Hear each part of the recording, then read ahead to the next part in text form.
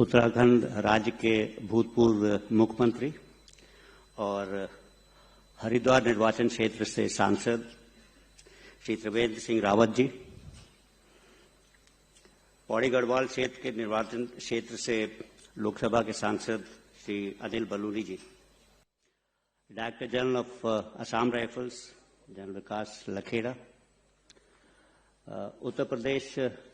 उत्तराखंड सरकार में मंत्री श्री धन सिंह रावत जी, मेरे सामने बैठे हुए काफी सारे लोग हैं जिन्हें मैं व्यक्तिगत रूप से पहचानता हूं, जानता हूं, सभी को मेरा नमस्कार और सभी जो यहाँ पे हैं सभी को एक नए वर्ष की मेरी तरफ से शुभकामनाएं। Very happy new year. वर्ष 2025 में उत्तराखंड राज्य की स्थापना के रजत जयंती मनाई गई थी। इस 25 साल के छोटे से ही कार्यकाल में राज्य ने जो है अपनी एक विकासशील और सकारात्मक छवि बनाई है। इसके लिए मैं राज्य के सभी नागरिकों का धन्यवाद देता हूं और अपनी शुभकामनाएं देता हूं।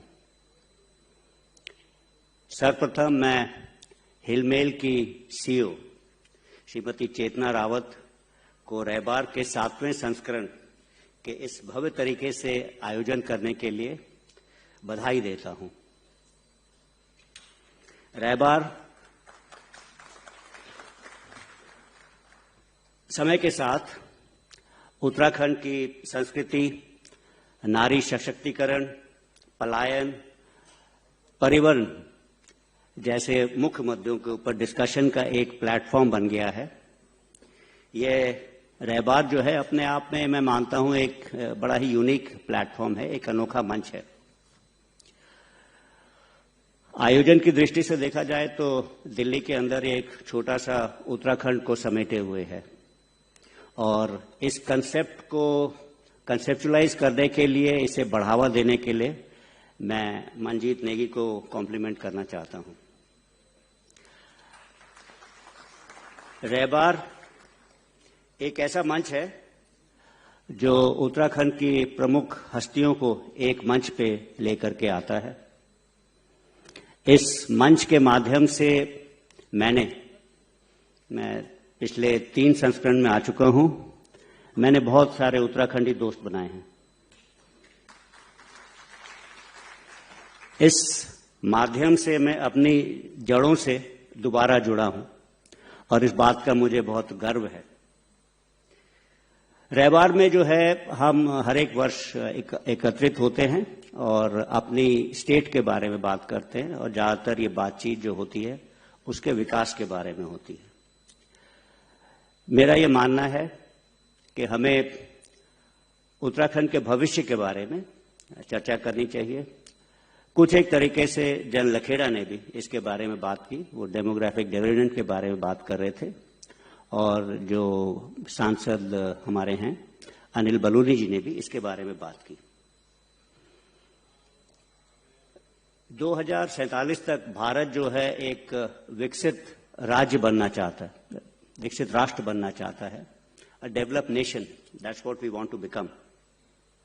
और हम कहते हैं कि ये हमारा अमृत काल है, ये हमारा एक ऑस्पिशियस टाइम है और इसकी तरफ हम लोग दृढ़ता के साथ अग्रसर हैं। ये जो हम विकसित राष्ट्र की कल्पना कर रहे हैं उसकी जो आधारशिला है इसे हमें वर्तमान में रखनी पड़ेगी। ये आधारशिला जो है हमें भविष्य में स्ट्रांग, सिक्योर यानी सशक्त और सुरक्षित और समृद्ध बनाएगी। मेरे मन में यह सवाल उठता है कि जब ये विकसित राष्ट्र बनेगा इंडिया 2047, उत्तराखंड जो है सिर्फ उसका लाभ उठाएगा या उसके अंदर भागीदारी भी होगी उसकी। हमें जो है साथ प्रयास करना चाहिए ताकि राष्ट्र के साथ हमारी स्टेट का भी डेवलपमेंट उसी लेवल पे और उसी स्पीड के साथ में हो। और कभी कभी तो मेरा यह मानना है कि इस मुहिम के अंदर हमें भागीदारी ही नहीं बल्कि नेतृत्व प्रदान करना चाहिए। ये एरिया जो है जहां के हम लोग हैं ये हमारे लिए प्रेरणा का स्रोत बन सकता है और इस राष्ट्रीय अभियान में उत्तराखंड की जो है एक अहम भूमिका होनी चाहिए।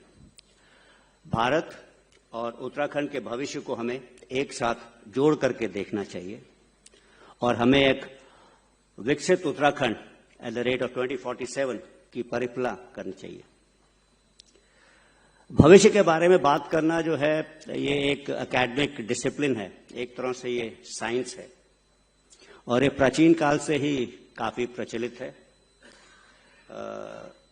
एस्ट्रोलॉजी, न्यूमरोलॉजी, ज्योतिष विज्ञान, इन सब के बारे में आपने सुना है। नॉर्मली हम सब लोग जो है हॉरोस्कोप्स, वर्षफल, कुंडलियां, इन सब का इस्तेमाल करते हैं, लेकिन अपने व्यक्तिगत भविष्य के बारे में पूछने के लिए हम इसे हमारी स्टेट, हमारी कम्युनिटी, हमारे लोगों के भविष्य के बारे के बाद में इस्तेमाल करना चाहिए। मैं तो कोई ज्योतिष विज्ञान या एस्ट्रोलॉजर तो नहीं हूं, बट मैं अपनी स्टेट में एक बहुत बड़ा पोटेंशियल देखता हूं जिसके बारे में बात करना चाहता हूं। प्राचीन काल से ही जो पहाड़ी क्षेत्र है या पहाड़ रहे हैं वो हमेशा से एक प्रेरणा का स्रोत रहे हैं। Mountains have been a source of inspiration since ages. ये एक हमेशा ओरिजिनल थिंकिंग को इन्होंने प्रमोट किया है। आध्यात्मिक ज्ञान के लिए हमेशा लोगों ने पहाड़ की तरफ की यात्रा शुरू की है, चाहे वो शांति के लिए हो, सोच के लिए हो, चिंतन के लिए हो या मंथन के लिए हो, हमेशा लोग पहाड़ की तरफ गए। पौराणिक और प्राचीन काल में अगर देखा जाए तो स्वामी विश्वामित्र, वाल्मीकि, वशिष्ठ, ये सब लोग पहाड़ की तरफ गए थे प्रेरणा के लिए, इंस्पिरेशन के लिए, सोचने के लिए। आदि शंकराचार्य, स्वामी विवेकानंद, महर्षि योगी, ये सब भी जो है मध्यकाल में पहाड़ों की तरफ गए थे।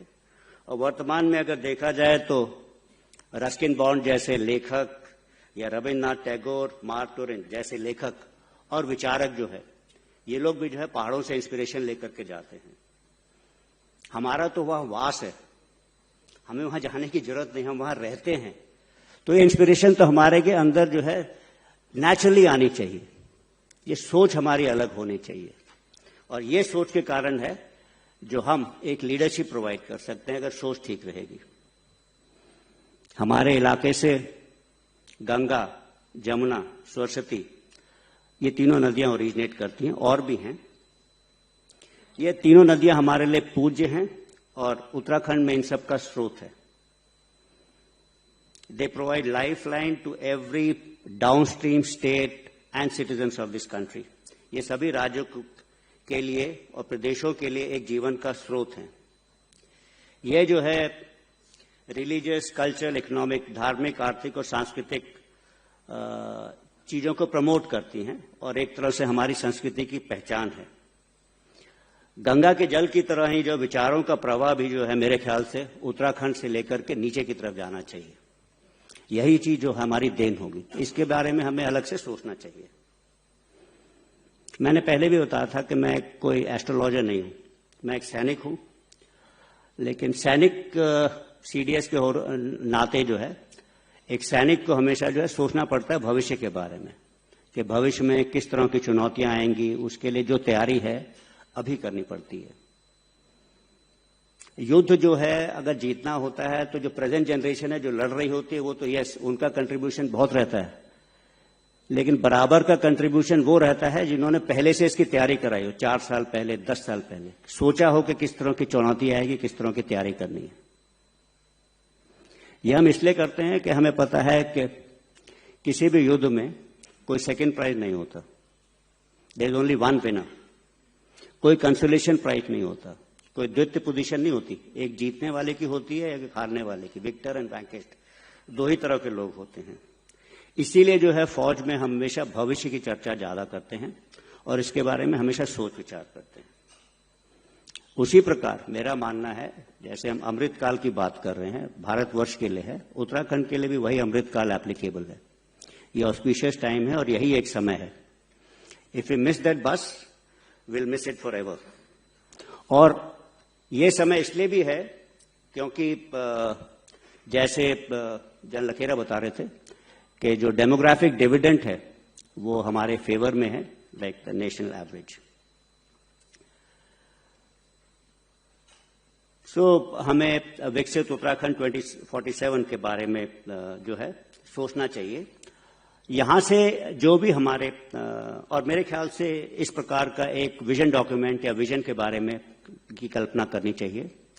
जो भी रहबार के अंदर जैसे भी सुझाव आते हैं, मेरा एक सुझाव है मंजीत से कि इन जितने भी सुझाव हैं उनका एक संकलन करके जो है अगर स्टेट गवर्नमेंट को दें तो मेरे ख्याल से इसके काफी फायदा रहेगा। विकसित उत्तराखंड 2047 में मेरा ख्याल है कि हमारे युवकों की बहुत बड़ी भूमिका रहेगी। वो डेमोग्राफिक डिविडेंड के बारे में मैंने आपको बताया है। इन युवकों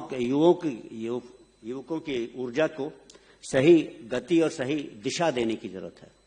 यह मार्गदर्शन जो है स्टेट के बड़े लोग दे सकते हैं।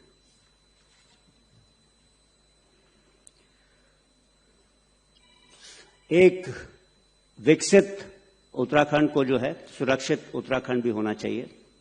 हम एक बॉर्डर स्टेट हैं, फ्रंटलाइन स्टेट हैं, तो ये भी हमेशा हमारे जहन में होना चाहिए कि जो है Uttarakhand has to be always secure and safe.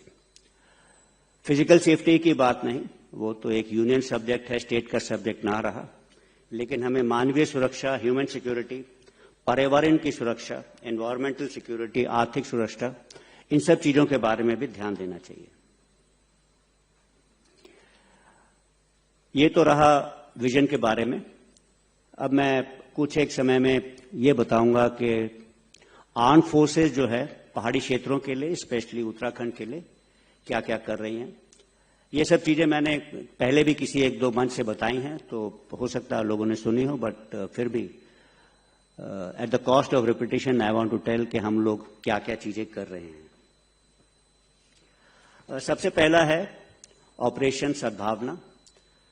ये जो है ऑपरेशन जो है सैनिकों को स्थानीय लोगों के साथ में जोड़ता है, और ये जो है ऑपरेशन पहले काउंटर इंसर्जेंसी एरिया में प्रचलित था, जैसे कि जम्मू एंड कश्मीर या नॉर्थ ईस्टर्न स्टेट। इसका स्कोप बढ़ा करके अभी हमने नदर्न बॉर्डर्स में कर दिया, जिसमें उत्तराखंड, हिमाचल जैसे राज्य शामिल हैं। तो अभी डेवलपमेंट फंड्स जो हैं आर्मी अपने बजट से निकाल करके स्टेट के बॉर्डर एरियाज की डेवलपमेंट के ऊपर लगा रही है। और मुझे आपको ये बताते हुए खुशी होती है कि पिछले साल जो है करीब 8,000 करोड़ रुपए की लागत से 41 स्कीम्स हमने बॉर्डर एरियाज में इंप्लीमेंट करनी शुरू की हैं आर्म फोर्सेज ने।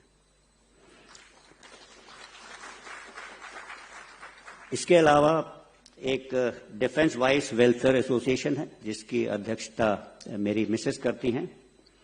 इन्होंने भी एक अच्छा इनिशिएटिव लिया है। इन्होंने ये विचार किया है कि बॉर्डर एरियाज में जो है कोई गांव को वो लोग अपनाएंगे, एडॉप्ट करेंगे, और इसी प्रकार उन्होंने जो है नीति गांव को अपनाया है।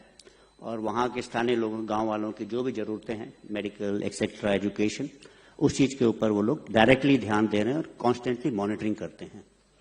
और इस स्कीम को अभी जो है हम और गांवों के ऊपर भी एक्सटेंड करेंगे। इसके अलावा आप लोग को पता है हरसिल के क्षेत्र में 2 गांव थे जो 62 की लड़ाई के बाद में पीछे आ गए थे, नीलांग और जडांग। उन दोनों गांवों को रीसेटलमेंट करने में भी जो है फौज की अहम भूमिका रही है। और मुझे ये बताया गया है कि जो उन गांवों की जमीन थी जो 62 से ऑक्युपाइड थी, आर्मी के कैंप थे वहां पे, और इस कारण जो है लोग वापस नहीं जा पा रहे थे। अब आर्मी ने उन कैंप्स को वकेट कर दिया है ताकि स्थानीय लोग जो है अपने गांव में वापस जा सके। तो ये एक अच्छी न्यूज है। नॉर्मली हम ये न्यूज सुनते हैं कि जो है स्टेट से पलायन हो रहा है, लोग नीचे आ रहे हैं। ये एक पहला ओकेजन होगा कि जो कि स्टेट के लोग जो है वापस आगे जा रहे हैं, आगे मतलब बॉर्डर एरिया तक जा रहे हैं। चौथा इनिशिएटिव जो हम लोग ने लिया है वो हमारे फ्रेश राशंस की आपूर्ति का है। इसलिए हमने स्टेट गवर्नमेंट्स के साथ में कांटेक्ट किया है और वहां की जो कोऑपरेटिव्स हैं, सोसाइटीज, उनके साथ में हम लोग अपने जो है फ्रेश राशंस जो हैं उनसे ले रहे हैं। तो इससे जो है स्थानीय लोगों को जो है फायदा होगा और उन्हीं से हम लोग राशन वगैरह लेंगे। इसके अलावा हमने कुछ सेमिनार्स और एग्जीबिशंस का भी आयोजन किया था ताकि कुछ लोग निवेश कर सकें हमारी स्टेट के अंदर, कि स्टेट की अभी परिस्थिति जो है स्लाइटली डिफरेंट है। पहले 6 और 8 घंटे लगते थे दिल्ली से देहरादून जाने में, अब जो है 2.5 घंटे में हम लोग वहां पहुंच सकते हैं। तो मैंने अपनी तरफ से एक ड्रोन टेक एग्जीबिशन का भी वहां आयोजन किया था, लेकिन उसने जो है ज्यादा जोर नहीं पकड़ा, बट मैं चाहता हूं कि इस तरह के आयोजन और किए जाएं। इसके अलावा उत्तराखंड में हमें पता है कि काफी आपदा आती रहती है और डिजास्टर रिलीफ के लिए प्रॉब्लम रहती है, तो हम चाहते हैं कि काफी सारे हेलीपैड्स बने और काफी सारी ALGs, एडवांस लैंडिंग ग्राउंड वगैरह हैं, को उसको डुअल यूज बनाने की हम कोशिश कर रहे हैं। और आपको पता है कि उत्तराखंड जो है एक सैन्य भूमि भी है, तो वेटरन वेलफेयर जो है हमारे लिए हमेशा काफी प्रायोरिटी रखता है। और इसी मुहिम के तौर पे हमने पौड़ी, विकासनगर और रायवाला में नए ECHS के पॉलीक्लिनिक्स खोले हैं और कुछ पॉलीक्लिनिक्स को हमने अपग्रेड किया है, जैसे क्लेमेंटाउन और चंपावत। CHD कैंटीन की बड़ी डिमांड रहती है एक्स सर्विसमैन में, इसलिए जो है चिपलाघाट, रानी पोखरी और रायगढ़ में CHD के एक्सटेंशन काउंटर भी खोले गए हैं। आखिर में मैं ये बताना चाहता हूं कि देश के विकास के साथ राज्य का विकास भी होना जो है बहुत महत्वपूर्ण है। एक अंग्रेजी में कहावत है, the chain is as strong as its weakest link. सभी को जो है बराबर प्रोग्रेस की रेट में होना चाहिए, पीछे नहीं रह सकते हैं हम लोग। तो सीमावर्ती राज्य होने के कारण उत्तराखंड का विकास अत्यंत ही महत्वपूर्ण हो जाता है। विकसित उत्तराखंड 2047 का लक्ष्य की प्राप्ति करने के लिए पूरा देश और हम सबको एक साथ काम करना पड़ेगा। और मैं यहां से आप सब लोग को विश्वास दिलाना चाहता हूं कि राज्य के विकास में आर्म्ड फोर्सेस ही नहीं, व्यक्तिगत रूप में भी अगर मुझे कुछ भी करना पड़े तो मैं करने के लिए तैयार हूं। And once again, I'd like to end my speech over here and wish you all the very best and Happy New Year once again. Thank you. Shukriya.